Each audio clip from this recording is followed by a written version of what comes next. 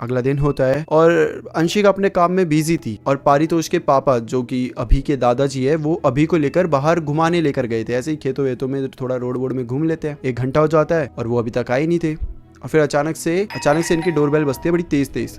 तो अंशिका जाती है भागते हुए खोलने के लिए। जैसे डोर खोलती है वो देखती है कि पारितोष के जो पापा होते हैं वो ना बहुत थके हुए और पसीने पसीने से लथपथ हुए पड़े हैं। पूछती है कि क्या हो गया, अब इतने पसीने पसीने क्या हुआ, सब ठीक? वो बोलते हैं कि ये अभी है ना, इसने मुझे बहुत दौड़ाया, और ये बोलकर वो अंदर चले जाते हैं। अंशिका को ये बात हजम नहीं होती कि 2 साल का बच्चा कितना ही दौड़ा लेगा, ऐसे कैसे, मतलब कहीं ना कहीं ये बात कुछ बन नहीं पा रही थी। तो ठीक है, वो दादाजी तो अंदर चले गए हैं, अंशिका ने अभी को पकड़ा हुआ है। अब वो गेट बंद कर रही है तो सामने देखती है तो उसको सामने कुछ अजीब सा दिखता है। मैंने बताया ना सामने खेत ही खेत है बहुत दूर दूर तक, तो उसे लगता है ना कोई 4 पैरों में है और मतलब जानवर जैसा है, लेकिन जानवर भी नहीं लग रहा था। अंशिका इतना ध्यान नहीं देती, मतलब वो ध्यान से नहीं देखती क्योंकि दूर था एंड वो डोर बंद कर रही है। बट फिर वो जब वापस उस साइड देखती है तो जो 4 पैरों में था वो अचानक से खड़ा हो जाता है और 2 पैरों में आ जाता है। अब अंशिका को लगता है कि शायद कोई होगा जो खेत वेत की वहां पे घास वास काट रहा होगा। जब घास काट रहा होगा तो नीचे बैठ जाता होगा, तो ऐसा लगता होगा कि 4 पैरों में ऐसे करके, और फिर बाद में वो खड़ा भी हो जाता होगा। कमर अकड़ जाती है तो ठीक विक करने के लिए। तो अंशिका ज्यादा ध्यान नहीं देती है, वो गेट वेट बंद करके अब वापस अंदर आ जाती है। अब वो अंदर आकर अपने काम में लग जाती है। बट जब वो अपने फादर इन लॉ को नोटिस करती है तो वो देखती है कि वो ना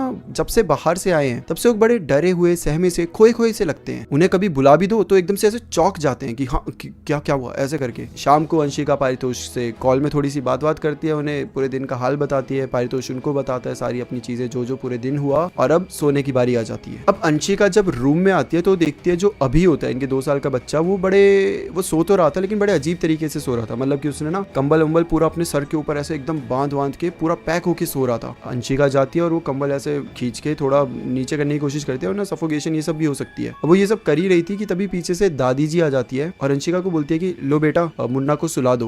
अंशिका जब मुड़ के देखती है तो दादी जी के हाथों में अभी होता है जो कि सो रहा था। अंशिका एकदम हैरान हो जाती है, पीछे मुड़ के वापस बेड की तरफ देखती है तो जो कंबल होता है वो एकदम नॉर्मल पड़ा हुआ है। और अंशिका को समझ नहीं आया कि ये क्या हुआ, क्या ये वहम था, क्या था। ठीक है, अंशिका ज्यादा सोचती नहीं है।